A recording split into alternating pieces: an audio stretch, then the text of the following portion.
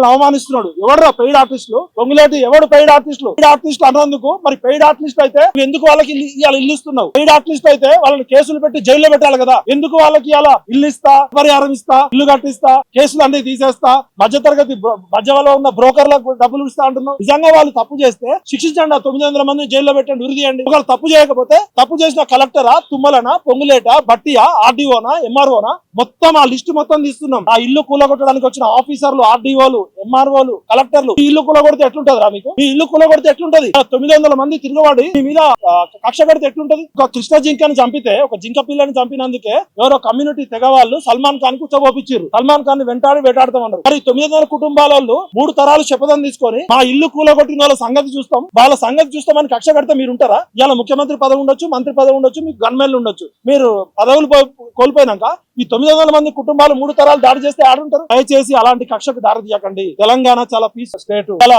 కుడుమిస్తే పండగ, కృతజ్ఞతతో ఉండే సమాజం. కాబట్టి గరీబోళ్ళని, పేద ప్రజల ఉసురు పోసుకోకండి. ఒకవైపు ఏమో మూసీ పేరుతో మొత్తం మా రుచికి చెప్తాడు. మూసీ పేరుతో ఎంత సేవ్ మూసీ, మీ మూసీని పరిరక్షించమని చెప్తున్నాం. మూసీ పేరుతో రియల్ ఎస్టేట్ దందా చేయకండి. కూలగొట్టమని చెప్పిండు గాంధీ. ఏమన్నా అరే ప్రభుత్వాలు ఎక్కడైనా ఇల్లు కడతారా నాయన? ఈ కూల్చుడైంది భయపడుతున్నారు, ఒక్కొక్కరు ఎక్కడికక్కడ భయపడుతున్నారు. కాబట్టి కాంగ్రెస్ పార్టీకి final warning, mister Rahul Gandhi, madam సోనియాజీ and ప్రియాంకాజీ, we have respect on you. That's why we supported. Now we are demanding change your cabinet. ఈ మంత్రులు change your cabinet and change your CM also. ఇప్పుడు 2 సంవత్సరాలకి అనుభవం లేదు, ఆలోచన లేదు. సరైన అవగాహన ఉంటే సరైన ఆలోచన ఉంటుంది. సరైన అవగాహన లేదు, సరైన ఆలోచన లేదు. అభివృద్ధి ఎక్కడి నుంచి వస్తుంది? అభివృద్ధి అంటే మంది కొంపలు కూల్చడమా? అభివృద్ధి అంటే పేద ప్రజలు ఇళ్ల మీద పడడమా? ఎవరు చెప్పిండు నీకు అభివృద్ధి గురించి? ఎవరన్నా ఇంకొకసారి అభివృద్ధి పేరుతో బుల్డోజర్ తీసుకొస్తే బుల్డోజర్ ని తగలబెడతాం, ఆర్డర్ ఇచ్చిన ఆఫీసర్లను కూడా తగలబెడతాం. ఎందుకంటే తెలంగాణ ప్రజలు శాంతి కామకులు. మేము ఒక ఉద్యమకారులుగా తెలంగాణ పౌర సమాజంలో బాధ్యత గల ఒక జర్నలిజం ప్రొఫెసర్ గా చెప్తున్నాం. దయచేసి ప్రజలను రెచ్చగొట్టద్దు. ఇట్లా చేస్తేనే జంజీ ఉద్యమాలు వచ్చినాయి వేరే దేశాల్లో. ఒకవేళ 4 కోట్ల మంది ప్రజలు తిరగబడి మర్రబడితే